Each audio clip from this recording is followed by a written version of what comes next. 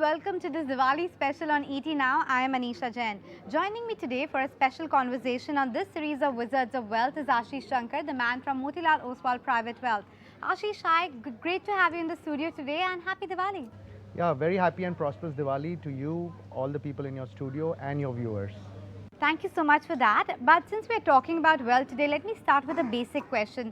What does wealth mean to you? So, for me, wealth means not having to think about wealth, because if you have enough wealth that can provide for all your needs without having to bother as to where the money is going to come from. That for me is true wealth.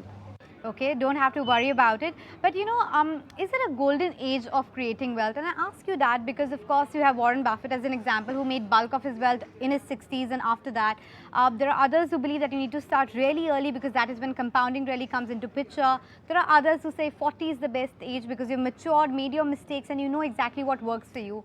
Is there any concept like golden age of creating wealth? Right. See, all of what you said is true, right? The earlier you start, you have a better shot of creating big wealth, because that's how compounding works. But in the journey of every country, there are periods which is looked back as the era of wealth creation. So, for example, if you just look back in the recent past in the US, 82 to 2000 in the US was such a period where there was a lot of wealth creation across the board. I truly believe that, see, look, last 20 years again in India, there is a lot of wealth which has got created.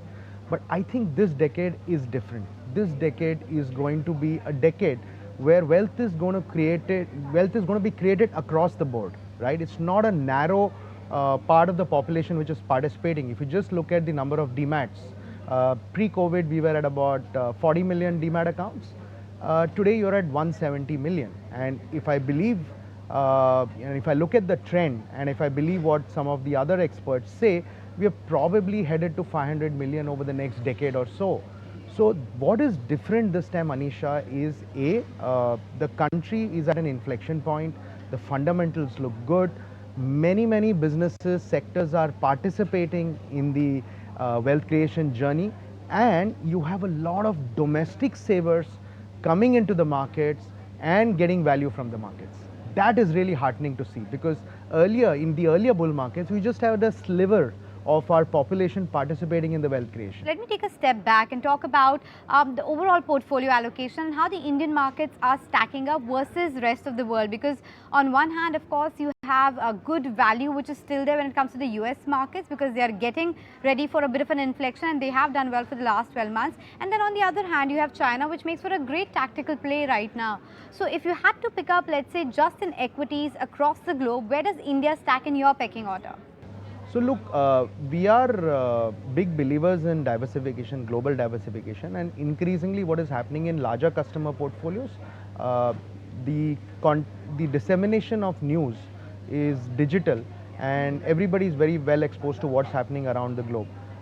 We believe that the best fit for somebody who's investing in India is US. And the reason for that is US is a developed market as opposed to India, which is obviously an emerging market.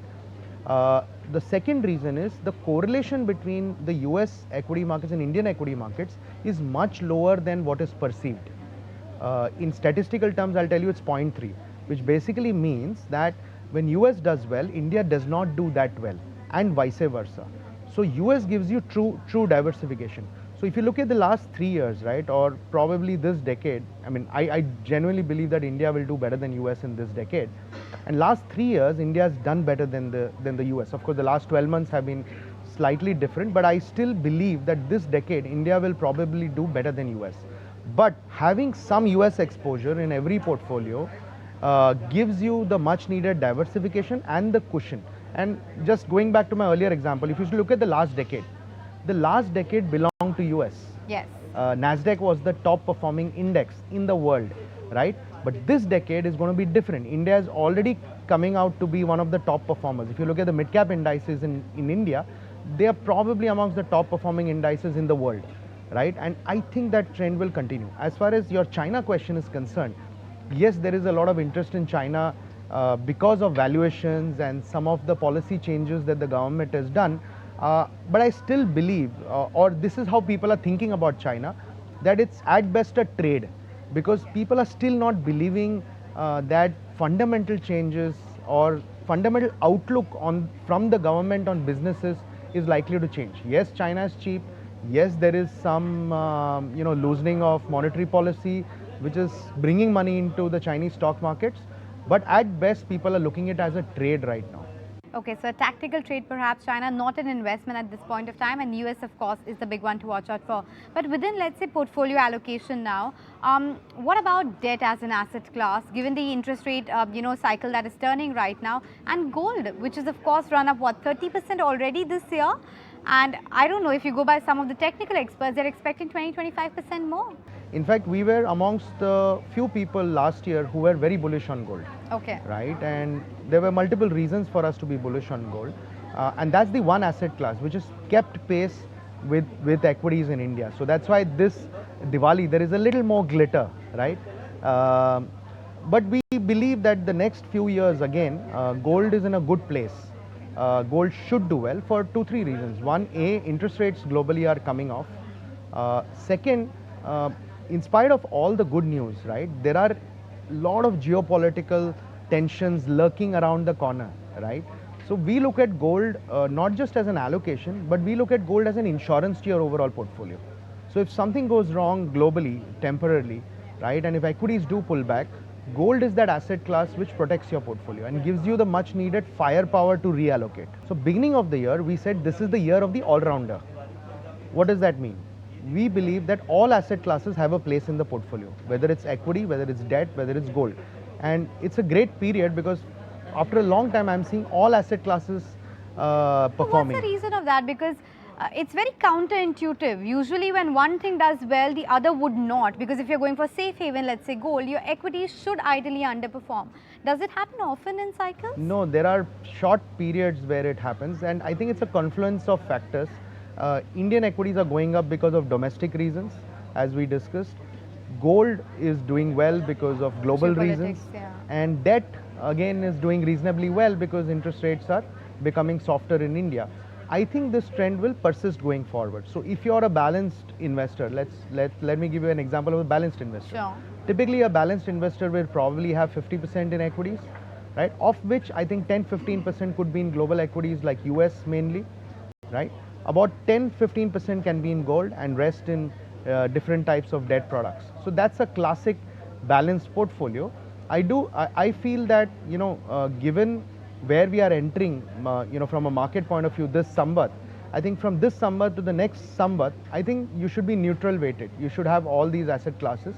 There is no reason for you to go overweight or underweight in any asset class.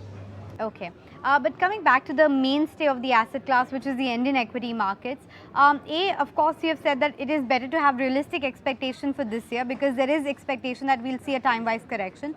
Within that, which are the pockets that you would recommend an overweight on? Are those the sectors which haven't done anything and there's just going to be a churn, or just stay with the momentum?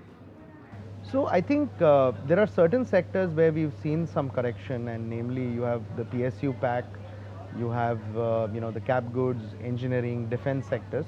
I think they had run a little faster than the other sectors, and mind you, these are sectors which are asset heavy sectors, right? So there is a limit on the kind of operating leverage that they can produce, as opposed to maybe a digital platform where the operating leverage can be very, very exponential, right?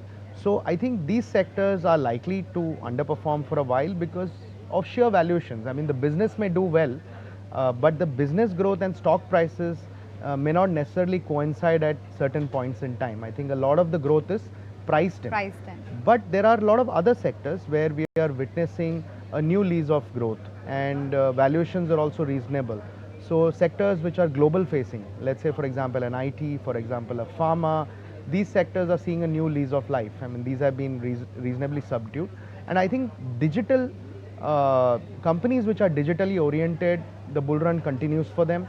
I also believe capital market as a sector, because most people are channelizing savings from the traditional bank deposits to capital market kind of investments. So I think all the companies which are at this inflection zone, who are actually channelizing these savings into capital market instruments, all these companies are doing extremely well. So I think these are few of the sectors I would continue to remain invested or continue to invest in. And I think one sector, in the infra space, which will continue to do well, according to me, is real estate. Are there any couple of mantras or rule book that you have managed to create that you really stick by? I think the foundation of creating any portfolio is asset allocation, Anisha. You need to first figure out how much risk you can take. And when I say how much risk you can take, it's not today, because today everything is great and people are extremely optimistic, right? What your risk profile was when the markets went down 30-40% is really your true risk profile. So do not forget that. So I think asset allocation is the fundamental principle of creating any portfolios. Leave our viewers with what you think is going to be the best wealth creator for Samvat 2081. So I would continue to bet on two sectors. One is, companies which have a very strong digital backbone, right? Because there the operating leverage is extremely high.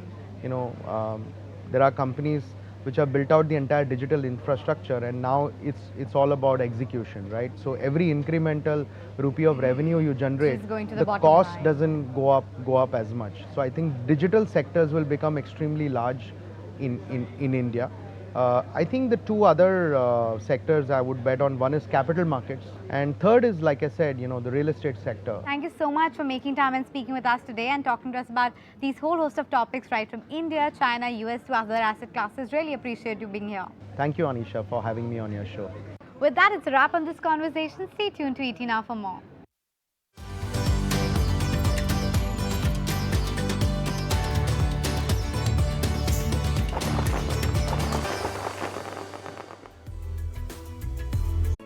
If you like this video, then like, share and subscribe to ET Now.